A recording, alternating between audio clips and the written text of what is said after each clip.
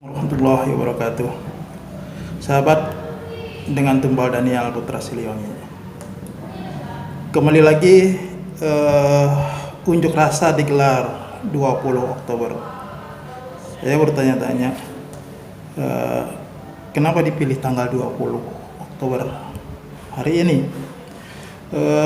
Ternyata memang di tanggal 20 Oktober ini, selain daripada alasan para UNRAS yang menginginkan demo berlangsung tepat 1 tahun kepemimpinan Jokowi di periode yang kedua, tapi juga memang tanggal 20 ini spesifik bagi konvensi hukum ketatanegaraan di Indonesia. Sejak reformasi 1998 itu selalu kepala negara, presiden terpilih, dilantik pada tanggal 20 Oktober. Tanggal 20 Oktober adalah batas juga akhir daripada kekuasaan itu. Jadi secara politis memang tanggal 20 Oktober itu bisa dikatakan sebagai titik awal dan juga titik akhir dari kekuasaan yang tertinggi di Republik ini. Tentu saja bagi sebuah gerakan politik, bagi sebuah gerakan sosial, itu memiliki makna yang berbeda-beda tergantung dari sudut mana melihatnya. Namun dalam sejarah kita juga bisa dapati pada tanggal 20 Oktober itu, khususnya pada tahun 2011, ada satu tragedi kekuasaan yang telah berlangsung 4 dekade, cukup lama, dan boleh dibilang kekuasaannya itu sudah sangat full power, dan keterkenalan tokohnya juga sangat fenomenal, bukan hanya di negaranya, di benuanya, tetapi juga di dunia internasional, yaitu seorang Muammar Gaddafi yang memperoleh kekuasaannya itu dengan cara kudeta. Tapi pada 20 Oktober 2011 beliau pun mengalami hal serupa, dikudeta oleh oposan yang tentunya kalau ia menyaksikan peristiwa tersebut sangat menyedihkan. Bagaimana seorang yang sangat berpengaruh besar, memiliki kekuasaan yang powerful, jatuh dengan terhina, bahkan bisa dikatakan dibantai. Itulah nasib tragedi kekuasaan yang awalnya indah, yang awalnya megah, dan kemudian diakhiri dengan kehinaan.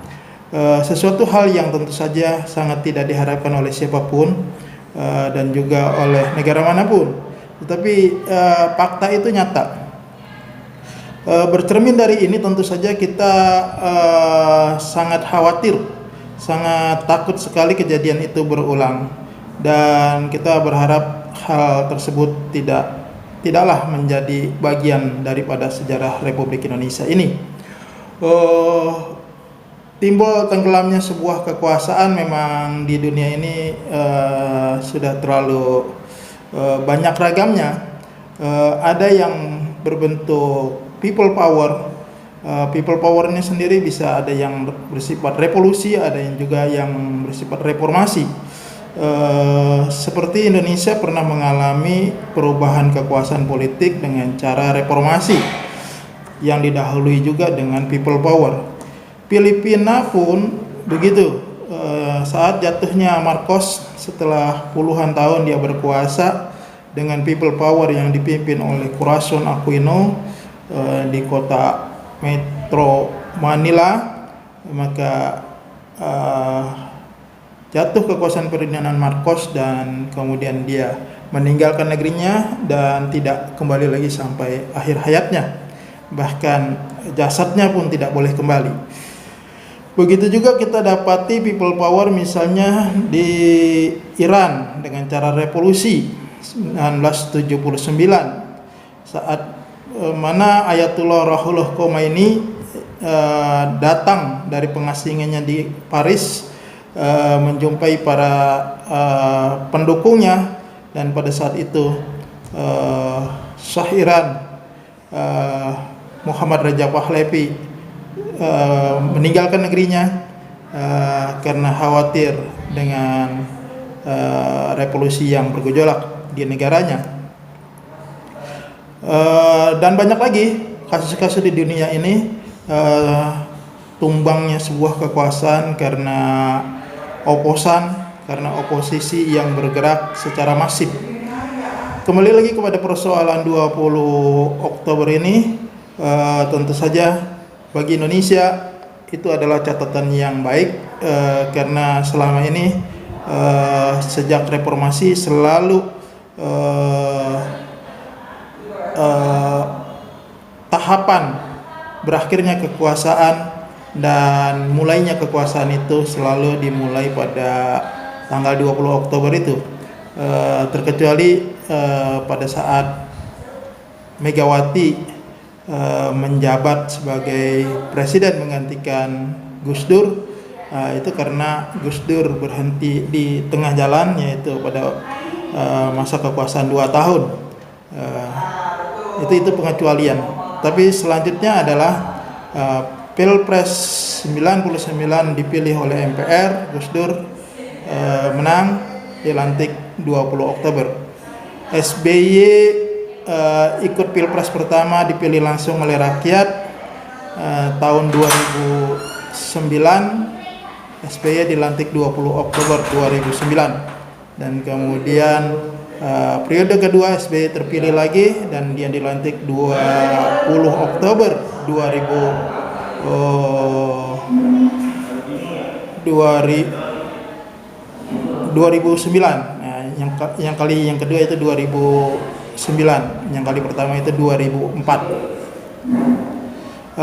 Kemudian dilanjutkan 2014 Jokowi memenangkan Pilpres pada periode yang pertama, itu juga dilantik 20 Oktober 2014, dan yang kedua yang terakhir adalah 20 Oktober 2019 Jokowi juga dilantik sebagai presiden pada periode yang keduanya.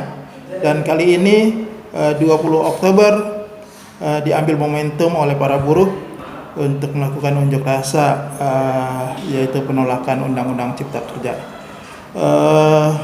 Sahabat, semoga pada tanggal 20 Oktober hari ini tentu saja kita berharap segala sesuatunya berjalan baik-baik saja, tidak ada hal-hal yang luar biasa